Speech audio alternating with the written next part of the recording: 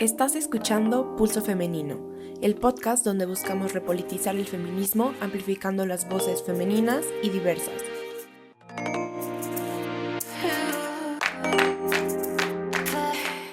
Soy Renata Suárez y te invito a ponerte los lentes morados y unirte a la conversación.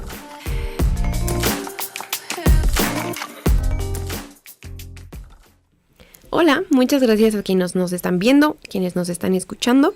El día de hoy estoy aquí con Anaís Barrera en Pulso Femenino, un espacio hecho por y para mujeres. Mi invitada del día de hoy es una gran amiga, pero también es activista, muy buena artista, escritora. Muchas gracias por la invitación, estoy muy contenta de estar aquí.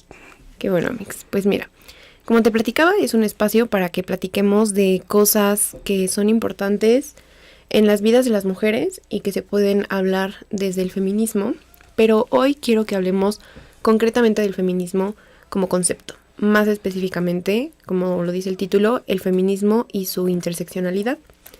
Pero para llegar ahí, pues creo que primero tengo que preguntarte, ¿qué es el feminismo? Ok, es una pregunta que siento que no tiene una definición propia, o sea, no siento que haya una definición de feminismo, porque como bien es el tema, hay muchos tipos de feminismo y además la forma en la que cada una vive el feminismo es muy distinta. Te diría que el feminismo no ha sido lo mismo para mí a los 15, que fue cuando empecé a meterme como en temas de feminismo, que a los 23, casi 24 que tengo hoy. Entonces, ¿qué es el feminismo para mí? Hoy en día es una lucha y más que de una lucha, un espacio en el que busco que quepamos diversas inquietudes. Cuando digo diversas inquietudes es para agrupar, englobar todo lo que puede ser mujeres trans, mujeres afrodescendientes, mujeres de la periferia y demás. Entonces siento que para mí hoy el feminismo es como este techo en el que podemos estar varias y sentirnos cómodas con una lucha, porque siento que luchar muchas veces se sufre y en mi caso, en esta altura de mi vida, quiero que ya no sea algo que se sufra, sino más bien algo que sea cómodo también un poco. Con todo y lo incómodo que puede ser, que sea cómodo esta incomodidad. Claro, o sea, creo que es muy importante el concepto de hablar de la comodidad de la lucha, porque creo que hablar de que uno se puede sentir cómodo dentro de una lucha no quiere decir que esa lucha deja de incomodar como hacia afuera, ¿no? Pero sí creo que con el tiempo ha evolucionado, sobre todo en mujeres de nuestra edad, como la idea de cómo debe ser el feminismo, cómo debe verse una feminista, cómo debe verse como este feminismo un poco convertido en un performance que no es necesariamente de donde nace ni a dónde debe ir, pero justo por eso se me hacía importante que platicáramos de tu historia personal con el feminismo, porque creo que desde que una empieza a cuestionarse y empieza a entender sus propios antecedentes con el feminismo, surgen como otras reflexiones sobre el feminismo de otras mujeres. Sí, justo. Yo siento que ahorita que mencionabas lo de nunca deja de incomodar, pero me siento cómoda incomodando. Para mí al principio era muy difícil admitirme feminista. O nunca decía como soy feminista, simplemente decía como que si alguien hacía un comentario y yo me sentía incómoda, como que decía, oye, no, ponía un alto. Pero no porque yo me sintiera feminista, sino más bien porque así era, ¿no? Uh-huh. Y conforme fui creciendo, ya no me importó ser la persona que dices como, ay, qué incómodo, no me puedo aventar un chiste misógino enfrente de ella porque ya sé que se va a enojar. Entonces es como, estoy cómoda con esta lucha y estoy cómoda con mis procesos y lo que estoy viviendo. Incluso siento que mi feminismo fue cambiando conforme fui conociendo a otras personas, entre ellas tú. Siento que sí pasa, o sea, que cuando tienes amigas, cuando tienes mamá, cuando tienes tías, hijas, abuelas, va cambiando tu manera en la que percibes el feminismo y te das cuenta que cambia no nada más en un tema, como ya mencioné hace rato, de raza, de socioeconómico, sino también en un tema de las personas con las que convives y cómo incluso dentro de esta interseccionalidad hay varias cosas que van haciendo que tu feminismo vaya cambiando. Claro, sí, estoy totalmente de acuerdo. Creo que al final es un poco como se va definiendo el ser humano, ¿no? A comparación de otros seres humanos, viendo cómo son otras personas, el efecto que esas personas tienen en ti. Y con el tema del feminismo, creo que es muy bello abordar esta evolución de nuestros feminismos desde la injerencia que han tenido otras mujeres en nuestras vidas, porque ¿qué es el feminismo sino eso, no? O sea, inspirarte de otras mujeres, inspirarte de su lucha, de su resistencia, de su forma de ser, simplemente como su actitud, su carácter, pueden ser cosas de las que nace inspiración para cambiar tu forma de hacer feminismo, que creo que feminismo puede ser también un verbo, puede ser un sustantivo, puede ser muchas cosas, según la forma que cada una decida de, pues como de manejarlo, de incluirlo en su vida. Pero más allá del lugar como individual que tiene el feminismo en como cada una de las personas que se denominan feministas, creo que el feminismo desde hace tiempo ya, desde hace muchos años, tiene un lugar en el mundo, en un sentido histórico, en un sentido filosófico, en un sentido intelectual. Y con el contexto que estamos viviendo, dado que pues hoy vamos a hablar de interseccionalidad y de múltiples luchas, hoy que tanta gente está luchando al mismo tiempo por tantas cosas, ¿cuál crees que es el lugar del feminismo en el mundo? Yo creo que el lugar del feminismo en el mundo sería empatía, desde mi punto de vista. ¿Por qué? Porque justo en este proceso que te digo que fui viviendo, como que yo empecé siendo feminista y si bien no soy una mujer blanca, tampoco era como que yo sea una mujer racializada, ¿no? Entonces este tema a mí me dejó como fuera, como, oye, ¿en qué parte del feminismo encajo yo si no soy una mujer racializada, pero tampoco soy una mujer blanca y tampoco tengo discapacidad y tampoco soy LGBT? Entonces fue como encontrarme un poquito aquí y decía que es empatía porque es justamente entender que cada quien tiene su lucha interna y que podemos exteriorizar, pero es entender que no, mi feminismo no es menos válido, pero sí puede ser más privilegiado. Claro. Entonces es tener un poco de empatía con las personas que no tienen los mismos privilegios que yo y que en el mundo tenemos que colocarlo así, entender que podemos existir, pero hay que buscar un lugar en el que podamos coexistir y que no haya ninguna desventaja. Si bien siempre van a existir estos privilegios, en el que todas podamos luchar. Sí, totalmente. Creo que privilegio es una palabra clave cuando se habla de feminismo y un poco deconstruyendo la idea del feminismo hegemónico, porque el feminismo también puede ser hegemónico, hablar de los tipos de feminismo y una lucha en la que cabemos o deberíamos caber todas, que es un poco la perspectiva interseccional, que es a la rama a la que yo personalmente me siento más arraigada, con la que me identifico más, porque de nuevo, ¿no? Como decías, no somos mujeres blancas, pero sí gozamos de ciertos privilegios que me han hecho conocer personas en otras posiciones que yo creo que deben caber en el feminismo y que deben tener cabida en el feminismo. Entonces, a partir de ese como adopción personal de soy feminista, porque no quería presentarte directamente como feminista, porque creo que eso es algo que cada una debe decidir. Actualmente hay un poco como una lucha, una resistencia al concepto. Incluso mujeres que antes se denominaban como fieramente feministas vuelven a cuestionarse si son en realidad feministas, y no tanto por ellas, sino por hacia dónde ha migrado el feminismo a nivel como conceptual en el mundo.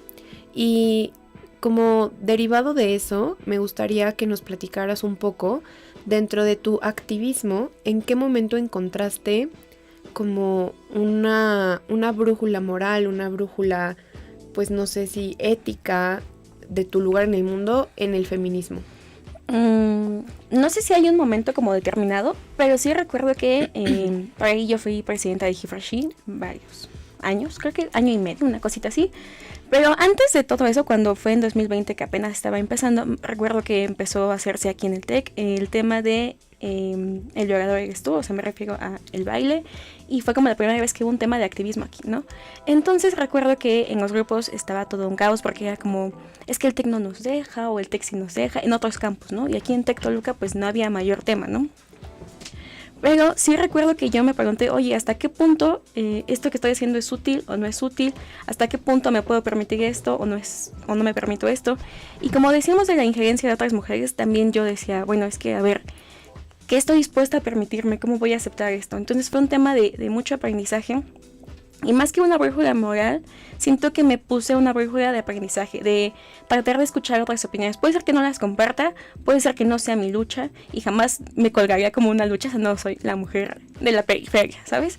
Pero sí me permito escuchar, me permito tratar de entender y de que me expliquen, para que entonces yo pueda decidir con qué me siento, si no cómoda, más bien con qué me siento libre en mi feminismo. Sí, creo que es muy valioso. O sea, al final, parte de asumir estos privilegios es también decidir qué haces con ellos. Y puedes como encerrarte en este privilegio, que es un poco en lo que se ha convertido el feminismo blanco, ¿no? En decir, mi lucha, mío, con mis problemáticas, ¿no? Con mis visiones del futuro como mujer blanca. Y creo que hay mucho valor en asumirte como una persona que está aprendiendo, en decir, estoy empezando, pero algo de lo que quería hablar contigo es de ese sentimiento, no tanto del hecho concreto que te lleva a decir, soy feminista, sino de, en mi caso, como esta ira, este descontento, esta frustración que antes de conocer el feminismo para mí no tenía nombre, pero era enojarme porque no me dejaban hacer las mismas cosas que a mis compañeros varones, que me empezaron a incomodar los chistes misóginos, que empezara a cuestionarme si incluso hombres de mi familia eran buenas personas, que creo que es uno de los pasos más impactantes en la vida de una mujer, ¿no? O sea, empezar a ver a tu propia familia como, pues, como concepto genérico, ¿no? Todos estos, como estas ideas, podemos llamarles, que en mi caso nacen de una emoción negativa, o sea, la frustración, el enojo, la ira, la incomodidad. ¿Tú crees que el activismo nace de la ira? Fíjate que sí y no. O sea, como tú dices, quizá en tu caso sí. En el mío, yo creo que no tenía ira. O sea, no era una mujer iracunda, simplemente como que no me había cuestionado. Como que sencillamente los primeros 15 años de mi vida yo sentía que me incomodaba, pero no sabía por qué me incomodaban cosas. Entonces, conforme fui creciendo y fui entendiendo, explorando, leyendo, viendo, demás, dije, oye, es que tal vez yo empiezo a empatar con esta persona. Tal vez si ella se llama feminista y a mí me incomoda esto, tal vez no soy feminista, pero tal vez me llama la atención el feminismo, ¿no? Y más allá de la ira, a lo mejor suena también un poco soñador, optimista o demás. Yo sí tenía la idea de hacer un mundo mejor, o sea, y no soy la persona que dice, oye, el feminismo va a ser un mundo mejor, pero sí más bien esta idea de yo soy la persona que quiere luchar y no tengo ningún tema con ser la persona incómoda en el cuarto, ni a la que señalen, ni nada, o sea, nunca me ha generado como ese tema. Entonces yo sí decía, no, es que yo me quiero quedar aquí, o sea, yo no me voy de Latinoamérica hasta que no sienta que luché.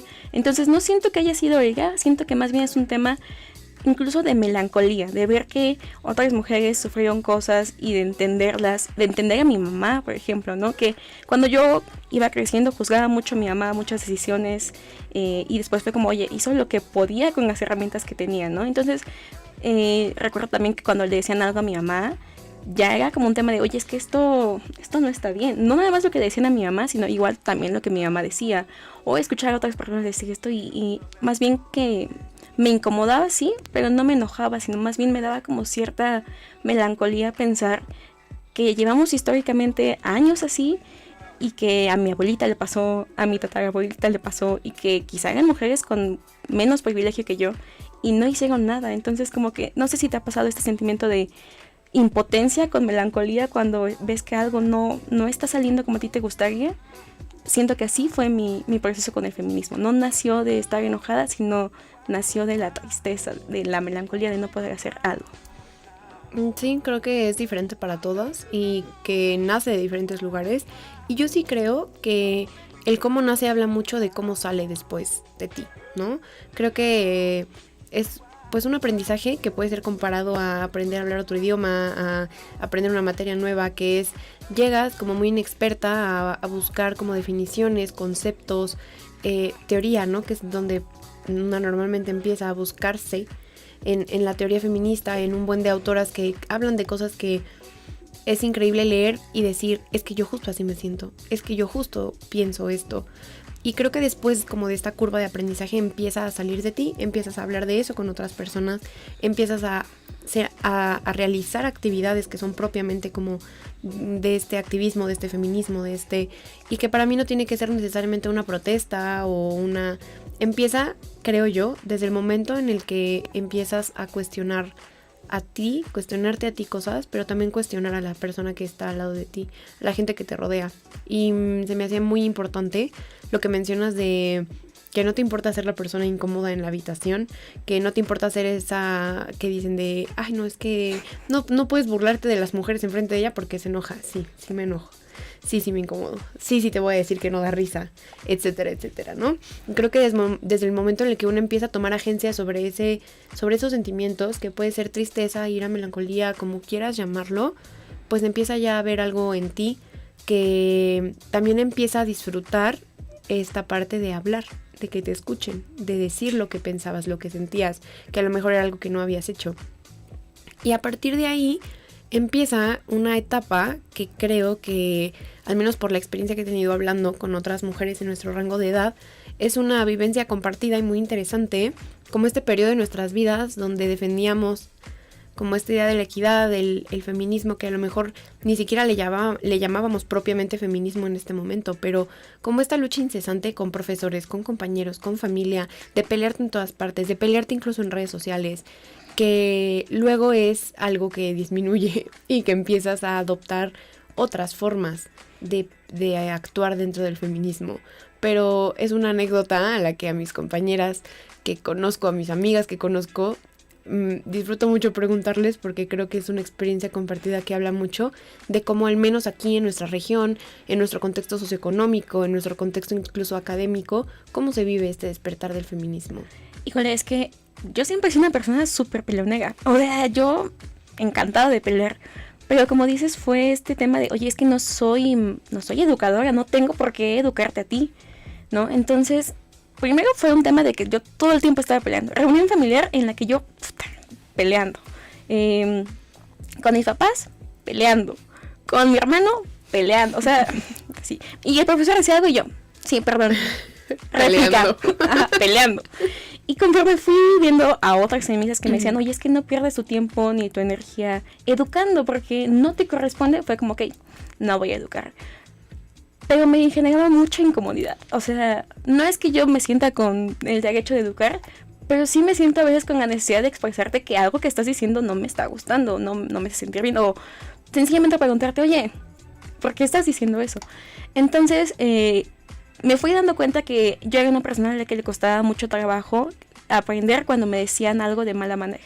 Y de ahí, te lo juro, estuve como meses preguntándome, es que siento que a la gente cuando le dices con violencia o la exhibes, ni siquiera le da tiempo de razonar lo que está diciendo, sino que es la defensiva en automático. Entonces fue como estar pensando, oye, tal vez si yo le digo al tío misógino, oye tío, ya me tienes harta, tal vez no va a entender. Tal vez si le digo, oye tío, pero ¿no has pensado que esto puede sonar así, no? O al amigo incómodo que le parece muy chistosito hacer una broma, oye, pero ¿has pensado que puede pasar así?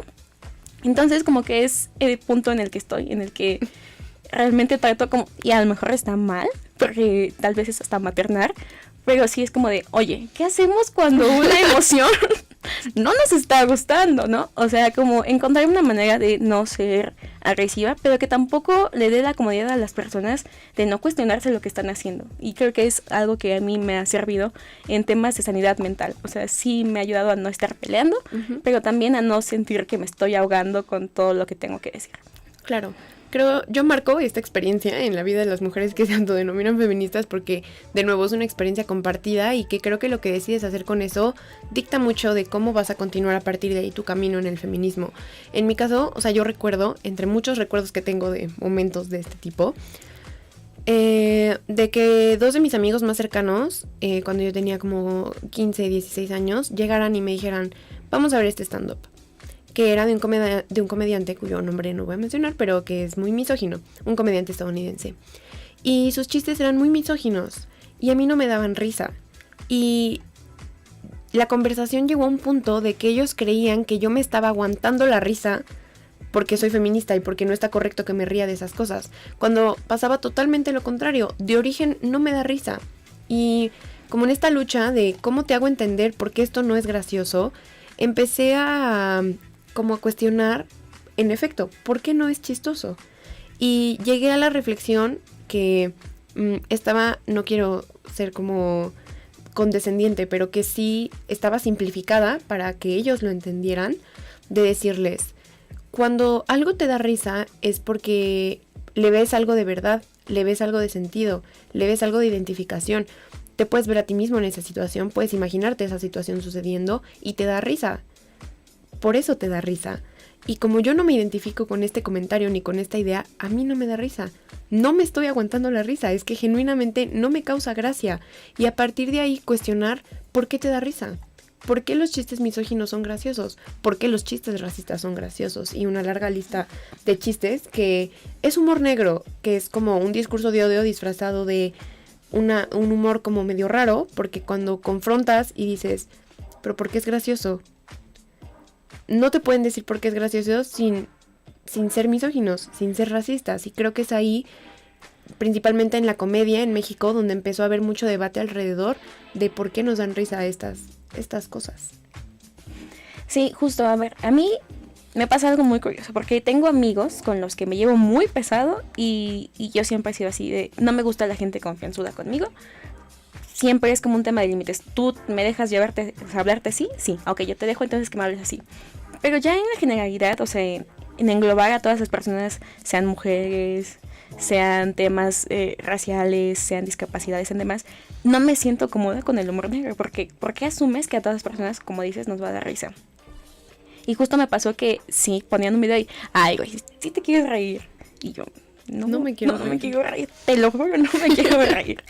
Y sí, fue un poco, no sé si hablamos de la misma época, pero sí recuerdo una época en la que justo el stand-up en México dio un salto y a todos nos parecía muy gracioso y todos veíamos el stand-up, pero sí, a mí no me daba risa. Y es que además, en general, muchas cosas no me dan risa, o sea, sí. Entonces, cuando empezaron a pasar estas cosas, yo sí recuerdo que era una persona que no se quería mucho en la mesa. O sea, sí, tanto gente adulta como niños era como de, si quieres luego hablamos, si quieres luego lo contamos, y es que no te va a dar risa. Y entonces, al principio era así como, ok, pero después lo fui entendiendo y también fui como permitiendo que estas cosas pasaran. O sea, que la gente dijera, no, pero ¿sabes qué? Mejor no hay que hablar de esto porque a ella no le gusta. Ah, ok, está muy bien. Y después como alejando a estas personas que pues sentía que ya no empataban, no porque fueran precisamente malas personas, pero ya no empataban con lo que yo estaba viendo, con lo que yo estaba consumiendo. Y en esto de consumir fue cuando fui dejando como de lado el stand-up. O sea, a mí no he encontrado un stand-up que me dé risa. O sea, no, y es algo que no consumo. Entonces es como, claro, ok, no es para mí, no es algo que va con lo que yo pienso, con lo que estoy sintiendo, con lo que estoy creciendo. Creo que, o sea, es muy interesante que platiquemos de lo que consumimos, porque hacia allá iba un poco mi cuestionamiento de decir, tenemos como puntos neurálgicos en la historia de una mujer que se asume feminista, que empiezas con este cuestionamiento, como con esta molestia de no sé por qué no me gustan estos comentarios, pero no me gustan. Luego descubres por qué no te gustan, descubres que ha habido cientos de miles de millones de mujeres antes que a ti que tampoco les gustaban y que hicieron algo al respecto. Y en esta curva de aprendizaje donde vas empapándote de las mujeres que vinieron antes a hablar de estos temas, sucede algo que para mí es muy bonito y no lo generalizo porque no creo que sea una experiencia universal feminista, pero que sí es algo que yo creo que cuando sucede es como wow, que es cuando encuentras tu rama del feminismo, que creo que es este momento donde ya que nombraste que esto es como la necesidad social a la que quieres como apuntar, que este es como el movimiento que mejor retrata tus inquietudes, que me parece una gran palabra la que utilizaste al principio. Dentro del mismo feminismo suceden cosas que, pues, así como suceden como en esta escala, suceden en la escala social que es más grande. Y empieza a haber inquietudes dentro de un grupo con el que al principio no tenías inquietudes y es donde empieza como a, en mi caso, esta búsqueda de en dónde encajo mejor, dónde encajan mejor mis preocupaciones, mis formas de ver la vida, los temas que me tocan directamente, pero también los temas que creo que es importante que defendamos, ¿no? Como mujeres. Que en mi caso es el feminismo interseccional, pero se me hace muy interesante que nos platiques de cómo navegas después de denominarte feminista dentro de todos los conceptos de feminismo que existen. Bueno, primero que nada yo también siento que el feminismo interseccional es lo que más se podría pegar a mí y me pasa muy curioso porque tengo amistades muy diversas, demasiado muy diversas, entonces para mí es muy importante sus causas. Nunca me voy a colgar la bandera de, oye, yo soy LGBT, yo soy tal. Pero sí, y tampoco me voy a denominar aliado porque me parece una palabra que me conflictúa todavía, ¿no? O sea, como de, siento que a veces esto es como un tema de más soy yo, mírenme, estoy apoyando. Entonces nunca he hecho eso.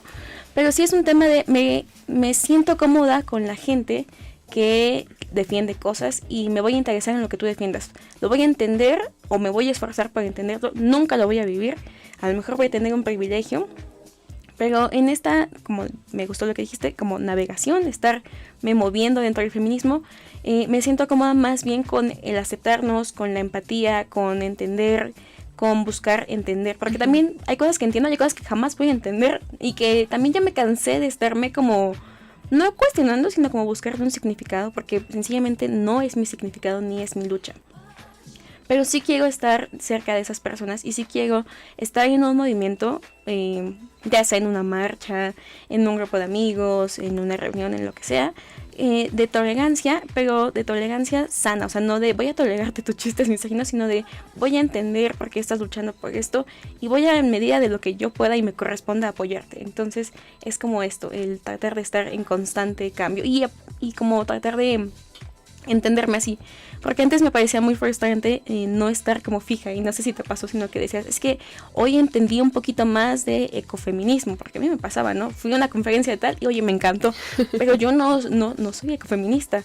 Ay, pero hoy fui a esta otra plática, ponencia y demás, y entonces sí me acomodó, y entonces me llegaba a cuestionar como, es que en dónde estoy, y más bien hoy me permito estar navegando con esta confianza de poder seguir aprendiendo todo el tiempo. Sí, que creo que es algo muy valioso que hay que tener para cualquier lucha social, la disponibilidad y estar dispuesta a aprender aun cuando aprender es incómodo, porque hay veces que es muy fácil cuestionar hacia afuera, cuestionar hacia adentro es lo que cuesta más trabajo, y en un proceso de aprendizaje genuino es imposible no cuestionarte, pero creo que es a partir de estos cuestionamientos que uno va encontrando su lugar, y no quiero decir con esto que tenga que ser un lugar permanente. Creo que una problemática que yo creo que también ha sido pues relevante en estos últimos años en cuanto a feminismo es en el momento en el que empezamos a sacar este termómetro de decir tú eres más feminista por esto, tú eres menos feminista por esto, empieza a haber un problema con cómo hablamos, no desde el feminismo, sino del feminismo, que es algo muy, muy distinto. Y en esta, justo como decíamos, como navegación de cosas que pasan dentro del feminismo, yo me acerqué al feminismo interseccional porque yo veía realidades, como tú dices, que no eran las mías, pero que no me parecían menos importantes que las mías. Y luchas que hasta la fecha me parecen que superan aún mi propia lucha. Yo prefiero ver y hablar del feminismo no tanto como una escala, sino como un espectro. Y puedes estar en muchos lados al mismo tiempo, con muchos intereses, con muchos niveles de interés, que creo que también es una cosa que es válida, pero siempre al centro tiene que estar esta empatía de entender la causa de la persona de al lado.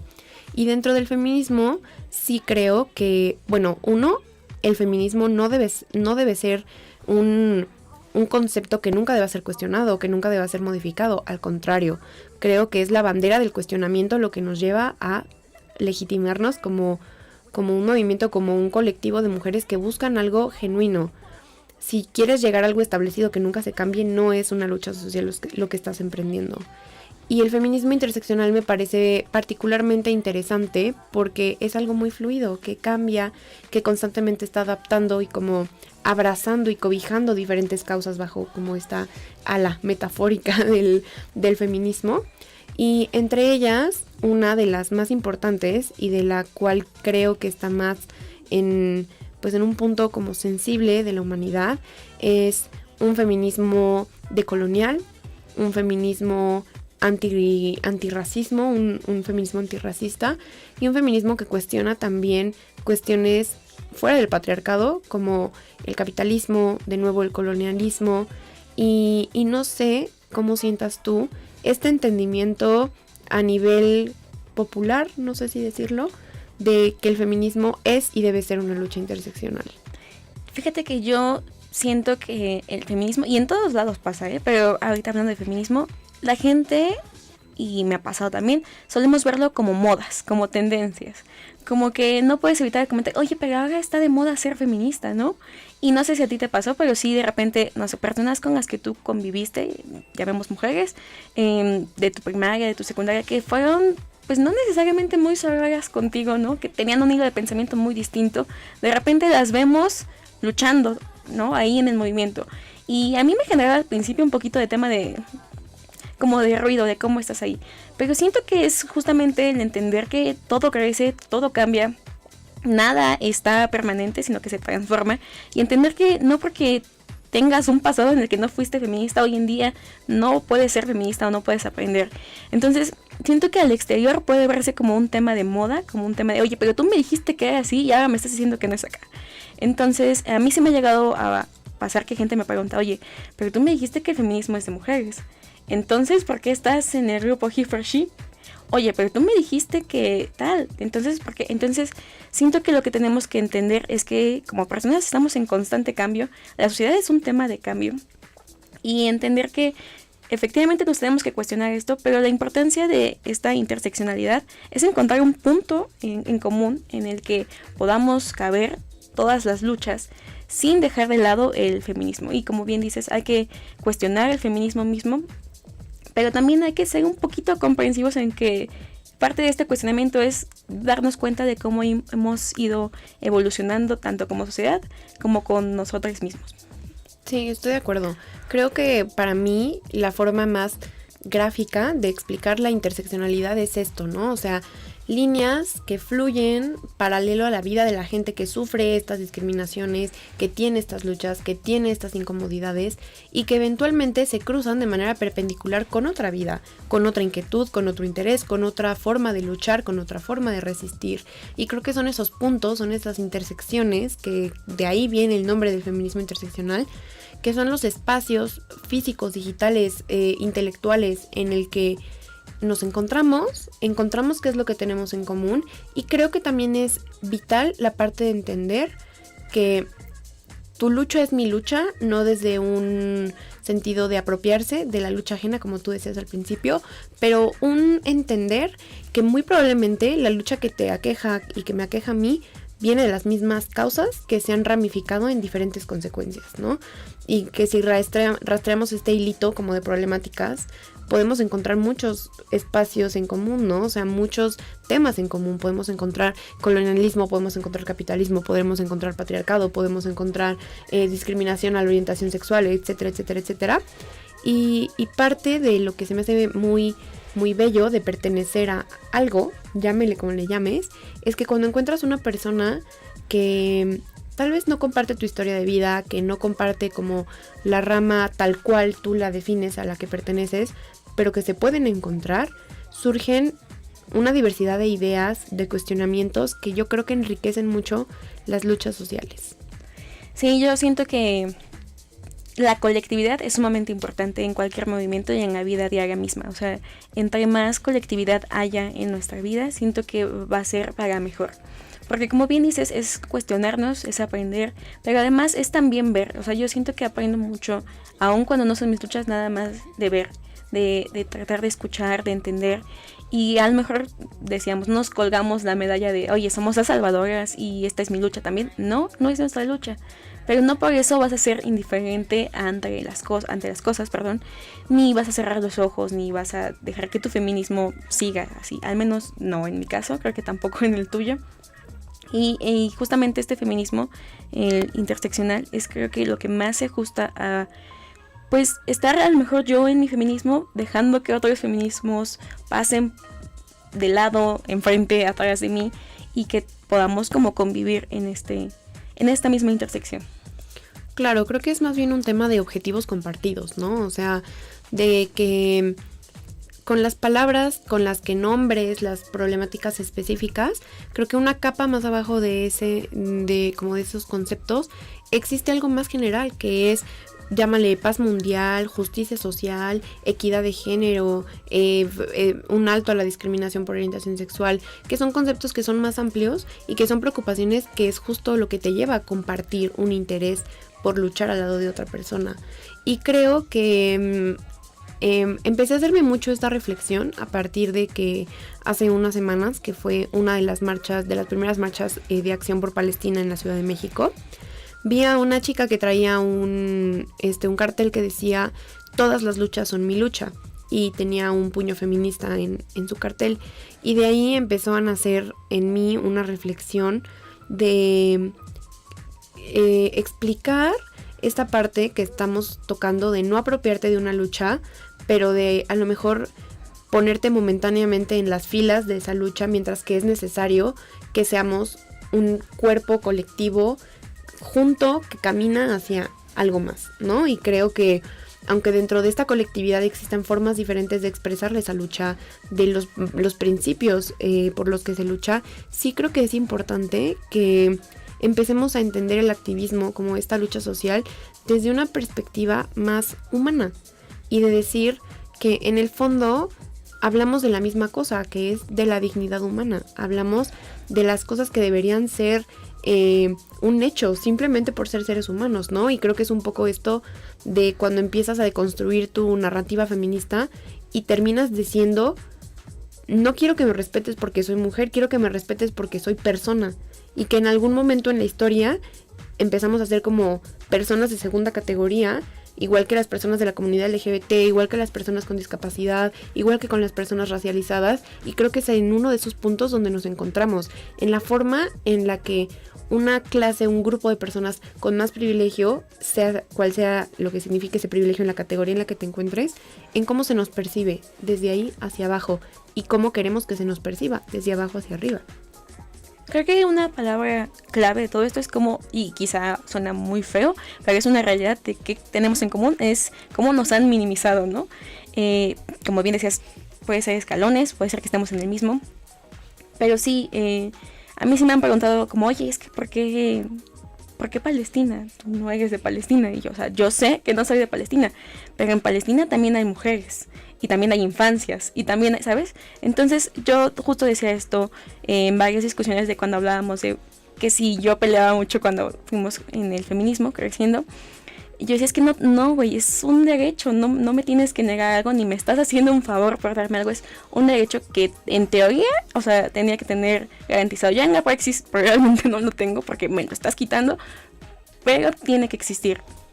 Entonces siento que el feminismo, pese a que tiene muchas cosas que criticarle, y que como dices tiene que estar en constante evolución, siento que ha cobijado, y no sé si a ti te parezca así, pero siento que ha cobijado muchos movimientos, a muchas personas, y muchas se sienten cómodas dentro de ese feminismo, porque también parte de la narrativa de cuando hombres se sienten más cómodos cerca de mujeres feministas, porque quizás son hombres que no compartían como esta heteronormatividad o esta masculinidad hegemónica. Entonces no nada más es eso, también pasa con las discapacidades, también pasa con otras luchas, pero siento que el feminismo ha servido como para visibilizar otras luchas y para cobijar un movimiento que, como dices, puede ser justicia social, puede ser un mejor lugar, en fin. Siento que el feminismo no nada más tiene que criticar, sino también tiene que verse como quizá la parte o un punto de inflexión para que otros movimientos existan o sigan o simplemente convivan con nosotras. Claro, creo que al final el feminismo es este espacio en el que también es un poco este cobijo. Yo lo siento en el sentido que llegas, te cobijas y mientras estás cobijada dentro de este concepto, te sientes más cómoda explorando otras luchas, explorando otros conceptos. Y creo que es de ahí que nace, ¿no? O sea, que en una marcha, en una localidad que tampoco es una ciudad como excesivamente grande como Toluca, puedas ver tanta diversidad en un mismo movimiento. Este último 8M se vieron colectivos comunistas, colectivos que llevaban la bandera de Palestina, colectivos ecofeministas, colectivos de maternidades, de infancias, de senectud, que creo que son cosas que a veces uno cuando entra no se imagina que haya como tanto aquí adentro, porque es un poco entrar desde el individualismo y salir convertida al colectivismo y entrar pensando que las mujeres que van a estar contigo en ese espacio se van a ver como tú, van a pensar como tú, van a querer lo mismo que tú, y cuando empiezas a descubrir como poco a poco esta amplitud de todas las luchas que caben dentro de esta misma lucha, empieza a convertirse en algo más bonito, en algo más que yo lo empiezo a ver como algo más completo, que una lucha no está completa sin otra lucha, porque vamos al mismo lugar, queremos las mismas cosas para diferentes personas, pero que de fondo se trata de un concepto de lo que debería ser la dignidad humana, de lo que debería ser los derechos, de lo que deberían ser una vida en sociedad, etcétera, etcétera. Y derivado a esto, llegamos a un tema que se me hacía muy interesante y que creo que, a pesar de que tal vez no lo parezca, viene mucho al caso desde mi punto de vista, que es el tema de Palestina. Y creo que me inspiró tanto esta reflexión del cartel de la chica en la marcha por Palestina, porque históricamente ha habido movimientos que al parecer están desvinculados del feminismo, pero que ahí están las mujeres feministas. Y que empezó a ser un poco un chiste de la gente que no es feminista de, pasó algo en no sé dónde y dónde estaban las feministas, ¿no? De empezar a percibir a las feministas como un poco los vengadores o no sé, sí, que tenemos que estar como... la mamá de todas. ¿No? O sea, en todas partes, velando por la justicia en todos los lugares del mundo, que sí se hace. O sea, yo creo que al final el feminismo también viene de esta capacidad femenina de que te interese, de que te importe, de que sufras con el sufrimiento ajeno, de que te pese la injusticia ajena. Y a partir de eso, y a partir de cómo se ha constituido el feminismo históricamente, creo que puedes encontrar el feminismo en luchas donde pues no se te podría como ni pasar por aquí que ahí está el feminismo.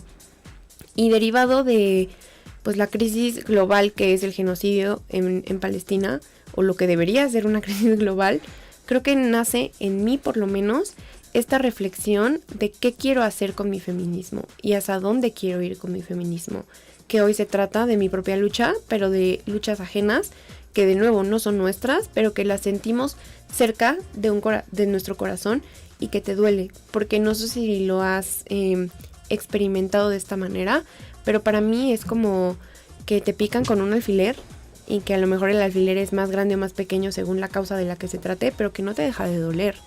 Y que cuando empiezas a empoderarte para entender que sí puedes decir cosas, que sí puedes hacer cosas al respecto, pues es también, creo, un potencial intelectual, un potencial de activismo, que si no se saca por las válvulas correctas en su momento, se te quedan. Y creo que desde tomar agencia de decir, yo como mujer feminista puedo protestar por Palestina, yo como persona puedo protestar por Palestina, porque creo que cuando empieza a ser un concepto que vulnera la dignidad humana desde una parte más general, ¿no? Como tú decías, ¿no? Son mujeres, son infancias, son hombres, son ancianos, son etcétera, etcétera, etcétera. Empiezas a tener una perspectiva más amplia, pero que en este espacio antes le hemos llamado unos lentes morados, que no te quitas nunca. ¿Cómo percibes esa visión que te da el feminismo? Fíjate que justo esto de los lentes morados que no te quitas nunca era lo que estaba pensando en contestarte mientras estábamos dialogando. Y es que pareciera que es como si te pusieran un cohete. O sea, tú literalmente empiezas con el feminismo y entonces empiezas a pensar, oye, pero la ecología, oye, pero el tema de las infancias. A mí me pasó, al principio estaba muy metida en el feminismo y luego dije, bueno, ¿qué pasa con las infancias? ¿Qué pasa con la discriminación por vejez? ¿Qué pasa por mil cosas? Entonces, justo, siento que es inevitable que si bien no te cuelgues la lucha, como ya hemos dicho, te quedes como con esta espinita de ¿por qué no hacer un poquito más? ¿Por qué no aprender un poquito más? Entonces, también con Palestina me pasó que me decían, pero pues es que estamos en México, es que no pasa nada con esto, es que realmente el feminismo no tiene cabida. Pero más bien creo que el tema del feminismo y no es tanto que no seas feminista o que sí seas feminista, sino que más bien creo que son un grupo de personas, sea cual sea tu rama del feminismo, que sencillamente se están cuestionando. Y en este cuestionamiento es inevitable, creo yo, que te involucres en otras cosas. Porque puede ser que seas feminista, pero también seas de la comunidad LGBT y también vas a estar ahí, ¿no? Entonces siento que el empezar con el feminismo quizá es como empezar en una recta en la que quieres luchar o tienes alguna inconformidad, inquietud, encontraste tu colectivo o demás y ya no puedes evitar no seguirte cuestionando. Siento que el feminismo, si algo te brinda, es parte de crecimiento. Y puede ser que tú entres o salgas del feminismo, pero no es tanto el feminismo como movimiento o como adjetivo, sino más bien el feminismo como... Quisiera verlo como la venda que se te cayó en algún momento de los ojos y que te impulsa a estar presente en otros lados, ¿no? A lo mejor no precisamente en una lucha por Palestina, pero quizás sí en esa reunión con tu familia, quizás sí en mejorar tu ámbito laboral, escolar. Entonces siento que el feminismo debería verse también como la oportunidad que tenemos constantemente de tener una mejor vida, de impulsar la justicia social o la equidad, o sea cual sea con los valores que tú te identifiques más. Sí, totalmente. Creo que el concepto de lentes morados, que no se nos ocurrió aquí, o sea, al final es una cosa que se dice allá afuera, tiene que ver con eso, con que te los pones y nunca te los quitas. Y creo que la analogía de el feminismo me quitó la venda es muy bella, pero para mí tiene que haber un siguiente paso, que es el feminismo me puso los lentes. Y más que quitarte la venda, creo que es este proceso donde te estás como desorientada, que las formas se ven un poco raras, que la luz te hace daño a los ojos, y creo que es una buena metáfora para hablar del cuestionamiento. El cuestionamiento duele, el cuestionamiento es incómodo, el cuestionamiento a veces uno no quiere hacerlo, el cuestionamiento pues tiene como todas estas características que no son necesariamente positivas, pero que es algo que tienes que hacer. Y yo sí soy una convencida de que si entraste, por decir en este caso al feminismo, y lo único que te cuestionaste fue una realidad sexogenérica, te quedaste corta. Porque cuando pensaste en las infancias, cuando pensaste en las mujeres adultas mayores, cuando pensaste en mujeres que practican otra religión, cuando pensaste en mujeres que son una minoría racial, etcétera, etcétera, etcétera. Entonces creo que a partir de este, pues como viaje que uno hace cuando empiezas a cuestionarte cosas, empiezas a descubrir sin querer puntos que te duelen. Y a partir de ese dolor y de ese interés creo que nace esto que hablas de la transformación, que para mí es una de las cosas más bellas que pueden pasar a partir de involucrarte en cualquier movimiento social, que es la transformación que vives tú como persona, pero cómo transformas también los espacios en los que te desenvuelves, las personas con las que hablas. Y es un poco lo que hablábamos al principio de ser la persona incómoda en la habitación, hasta que encuentras un espacio donde no eres la persona incómoda. Y creo que ese momento es una catarsis emocional increíble de decir, estoy en un lugar donde ya no tengo que ser la persona incómoda, y que ese lugar seguro, que es en lo que yo considero que se convierte, es un escalón que te impulsa a seguir llegando a más lugares donde de nuevo vas a regresar a ser la persona incómoda, pero tienes que llegar ahí. Defiendo y defenderé siempre esta idea de que en la mesa sí se habla de política, sí se habla de religión, sí se habla de fútbol, porque a partir de decir no vamos a tratar los temas en los que no estamos de acuerdo, empieza a haber pues una radicalización de ideas de y yo pienso esto y siempre voy a pensar esto. ¿Y dónde está ese aprendizaje de escucharte y de decir, estoy de acuerdo con esto, no estoy de acuerdo con esto? Y no reducir, pero como esta rama de ser activista, que es el diálogo, que creo que es un elemento fundamental, es interesante cómo vive cada una y su forma de dialogar desde el feminismo. Fíjate que decías algo que me gustó muchísimo, que es lo de llega un punto en el que no eres incómoda y luego vas a llegar a otro punto en el que eres incómoda, y creo que tenemos que sentirnos más cómodas con ser incómoda. Porque puede ser que a lo mejor en tu familia ya te sientas cómoda, en tus amigos ya te sientas cómoda, pero siento que con una misma siempre te vas a sentir un poquito incómoda. Y es como ir desbloqueando niveles, ¿no? Estaba ya muy cómoda y de repente me cuestioné esto y ya no me siento tan cómoda con mi percepción de mí misma, ¿no? Entonces, siento que es como ir escalando estos niveles y nunca se va a acabar y no te van a dar un premio tampoco, pero es ir teniendo como más conocimiento, ir teniendo más herramientas para que tú transformes tu vida y también impactar otras vidas. No creo que podamos transformar otras vidas, pero sí podemos impactarlas. Y se impacta, como bien dices, en la mesa, se impacta en el trabajo, se impacta de muchas maneras. Pero es bien importante que nos sintamos cómodas con la incomodidad y que no lo veamos como algo malo, porque justo decías que es muy complicado cuestionarse. Yo creo que sí, es muy complicado cuando estás diciéndole a alguien, es que me parece machista, y luego te ves a ti misma teniendo actitudes machistas o misóginas o transfóbicas o demás, ¿no? Y a veces no es que sean intencionales, a veces es un tema de desconocimiento, ¿no? A mí me pasaba que sigo de repente a activistas trans que cuando tengo un diálogo con ellos me dicen, es que esto me ofende de esta manera, y es como, oye, yo no sabía, nunca lo hice con esta intención, pero así sucede. Entonces es incómodo que yo le admita a alguien, te estoy ofendiendo, tuve este comportamiento, pero no es que sea un tema como de premio o castigo, denle un premio a Anaís porque ya no es transfóbica o ya no es tal cosa, ni tampoco es un castigo, ¿no? Oye, te voy a castigar porque te expresaste de esa manera, pero sí es un tema de estoy incómoda, pero sé que en algún punto voy a lograr sentirme cómoda con esto y es para mejor. Y cuando me sienta cómoda, voy a volver a sentirme incómoda, pero no pasa nada porque estamos en un colectivo en el que nos permitimos ser más humanos, ser más conscientes, cuestionarnos más cosas, todo desde un lado como más de respeto, más de empatía. Sí, totalmente. Creo que, de nuevo, abrazar la incomodidad que es el cambio, abrazar la incomodidad que es el cuestionamiento, porque si no existe este cuestionamiento, creo que estamos un poco perdidas en el camino. O sea, si tú llegas al punto donde estás al 100% cómoda con todas tus formas de pensar, con todas las maneras en las que actúas, creo que falta una introspección de decir, se puede tratar de muchas cosas, pero creo que entre las principales yo diría que es los espacios en los que te atreves a estar. En un espacio donde hay gente que obedece como a cierto estándar, pues obviamente nunca te vas a incomodar como la otra cara de la moneda. Pero cuando salgas y conozcas a una persona que sí pertenece a este otro concepto al que tú le faltabas el respeto o al que para ti parecía inválido, o no sé, es ahí donde empieza este viaje de decir, ¿no? Me siento incómoda por esto. Y normalmente lo incómodo nace de algo nuevo.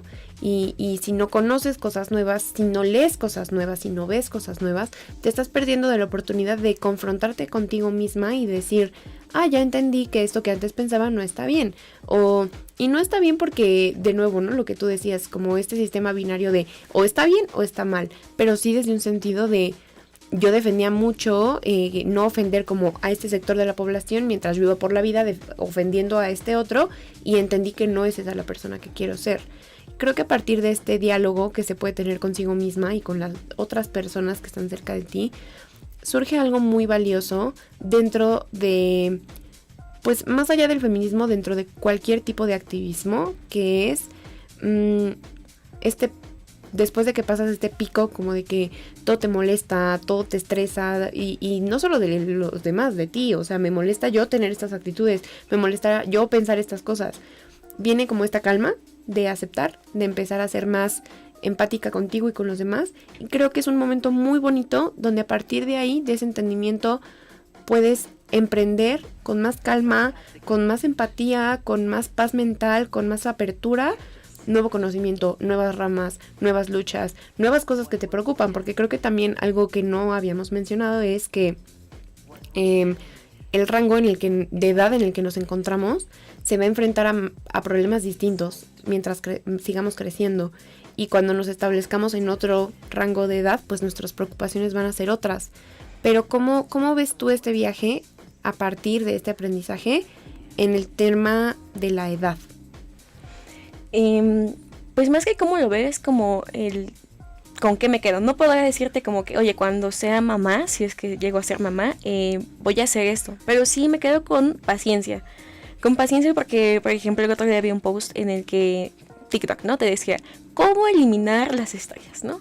Y entonces yo dije, a ver, o sea, por mega curiosidad. Y veo los comentarios y, oye, esto no es muy feminista de tu parte.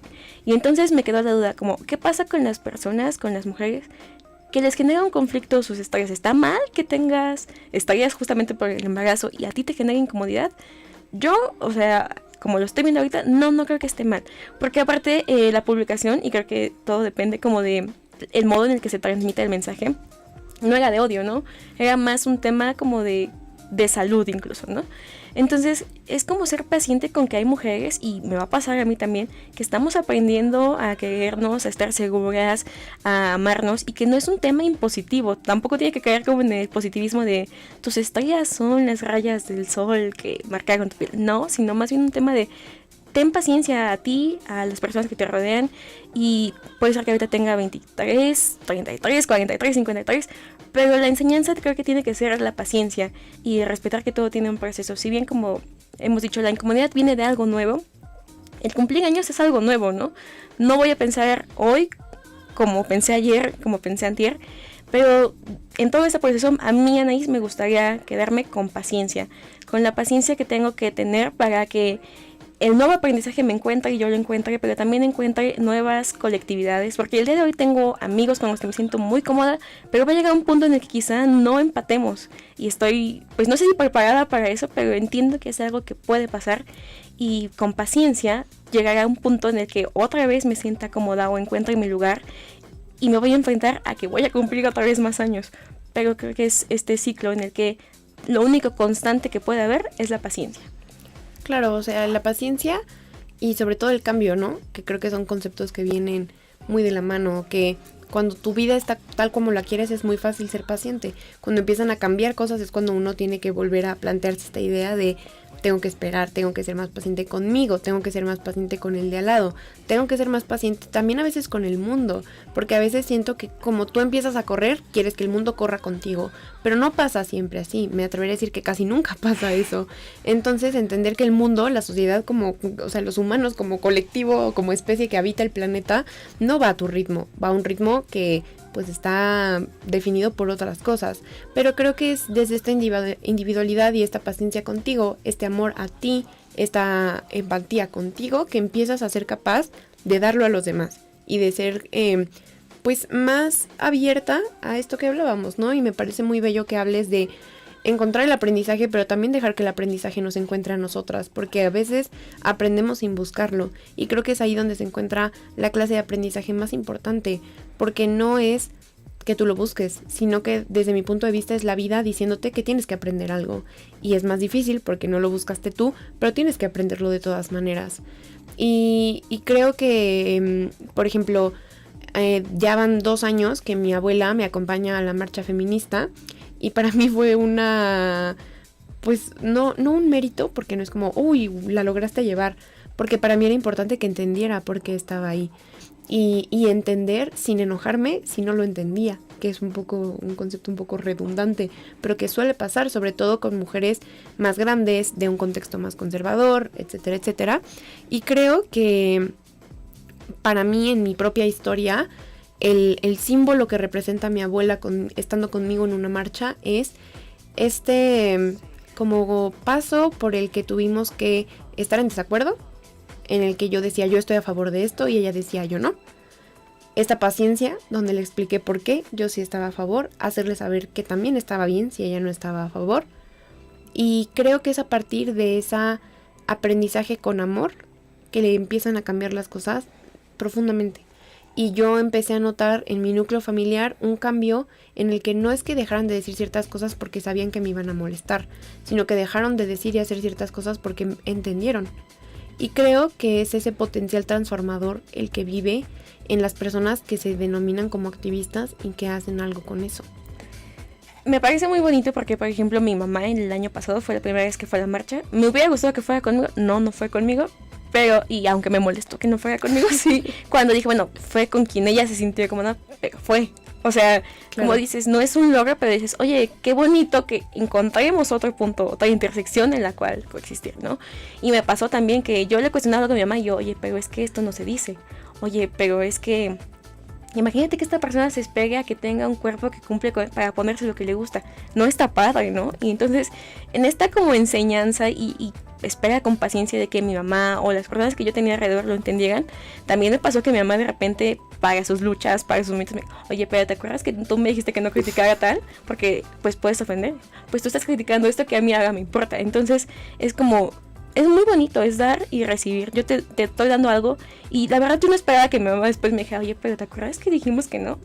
Pero se siente muy bonito que dices, ok, sí, y no es porque sea mi logro para nada, es como, Anaís lo logró y es la mejor, y mira cómo ha impactado a su comunidad, ¿no? Pero sí es un tema de qué padre que estoy conviviendo con gente que puede entender el respeto, la empatía, y a lo mejor ni tú ni yo tenemos las mismas ideas, pero está muy bonito poder hablarlo en un podcast, nada más porque entendemos y respetamos lo que otra ha vivido.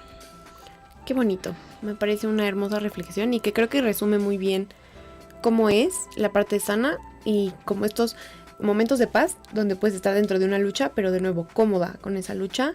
Y creo que es una reflexión que puede llevar, o que al menos a mí me lleva, a apreciar un poco más las cosas que ya doy por sentado y las cosas que están atrás de mí que he dado por sentado, y de entender que mi vida no siempre ha sido así, que el mundo no siempre ha sido así, pero que hoy ha cambiado y que yo he sabido encontrar mi lugar en este como mundo que cambia, en nuestra sociedad, comunidad que cambia. Y si no tienes nada más que agregar, me encantaría dejar a la gente con esta reflexión. Muchas gracias. No, pues gracias a ti y ojalá siga habiendo más espacios para mujeres, por mujeres. Muchas gracias por venir, Amix. Gracias Por ser mi amiga, por tener estas pláticas con micrófono y sin micrófono en todas partes. Te admiro mucho. Muchas gracias por venir. Muchas gracias.